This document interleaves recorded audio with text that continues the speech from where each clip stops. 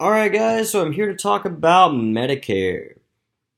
First, I think the first thing we should address is probably what I, as a gerontologist, or what I hope to be one day a gerontologist, but a gerontology student, really run across a lot is people asking me, oh, Medicare, Medicaid, what's the difference?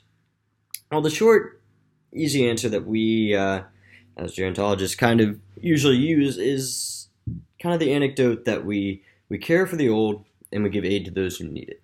So, in explaining Medicare versus Medicaid, what that means is that once you turn 65 or plus and you're out of your original form of employment, those employers may no longer offer you, or you may not be able to access types of insurance anymore. So that's what Medicare is for. Medicaid is more for those who have the unfortunate circumstances where they cannot take care of themselves and they're not quite at that age. There are some kind of exceptions to that rule. Medicare is also, if I'm not mistaken, available to those who are failing renally, have renal failure, kidney disease, stuff like that. There are, of course, always exceptions to the rule, and that seems to be one of them when you talk about Medicare. But the overall idea is that it's a program, insurance program, really, to take care of those 65 and older. Once again, there are ways to get into it, into the program, if you are not quite that age. However, that's the main function of it. Now, there are three main parts that you'll hear about Medicare, and those are Part A, Part B, and Part D. We'll start with Part D. Part D is and I'm going to reference my notes right quick just to make sure I'm telling you guys the right answer. But, so Part D is the prescription drug aspect of it. So that's something that, is going to depend on the person, the individual. Do they have private insurance from the previous employer? What makes the most sense in terms of insurance for prescription drugs? While I'm not sure of the exact specifics, I do know that there's a lot about, tax deductions and things like that go into Medicare Part D. That's just from some minor personal experience and a little bit of my gerontology classes.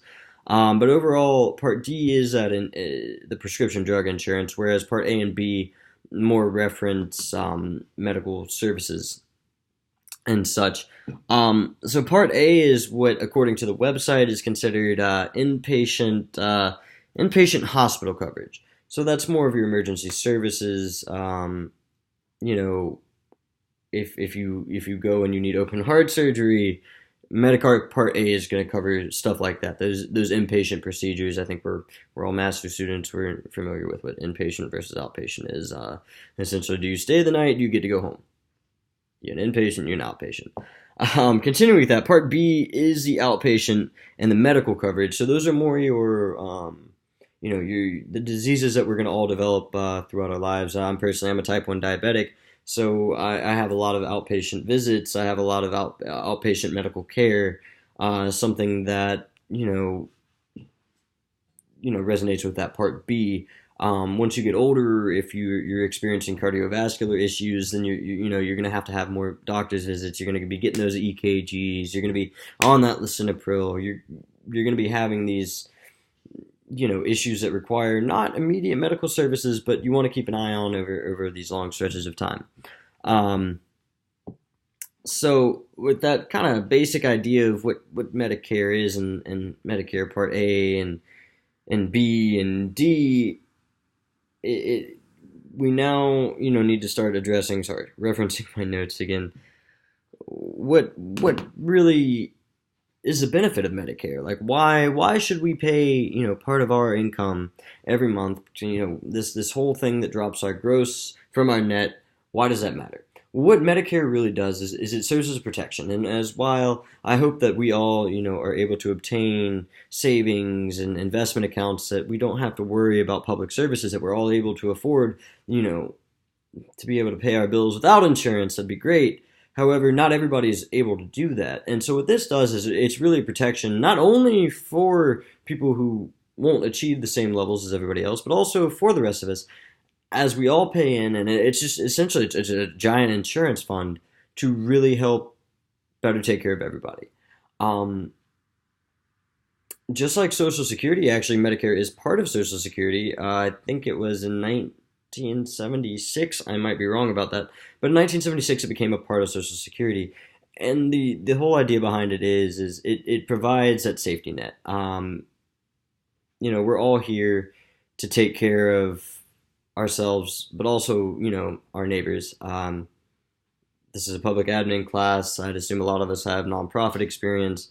And the whole idea behind nonprofits is, to find a way to bring the community together to take care of everybody else. And this is essentially just a government run, you know, policy like that. That might be a political statement. You can take it as you will. That's my opinion. We'll clarify it like that. Uh, Being a gerontologist, just to speak on this, I realize I'm kind of over my 5 minute mark now, but Medicare is really important. The biggest reason being is we can't always plan for what happens in life. Economic downturns, the recessions, the depressions, etc.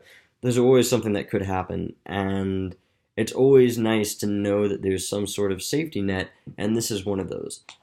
It's like, again, I think I touched on earlier. It benefits not just those who will actually utilize it, but it benefits us all because it just takes care of everybody, and it's always nice to know that you have that fallback. I'm definitely over my 5 minute mark at this point. If anybody has any questions about Medicare or Medicaid, for that matter, please feel free to talk to me. That's a little bit more my wheelhouse, and it's a lot. There's a lot more that can go into 5 minutes. But until then, I hope you all have a wonderful day.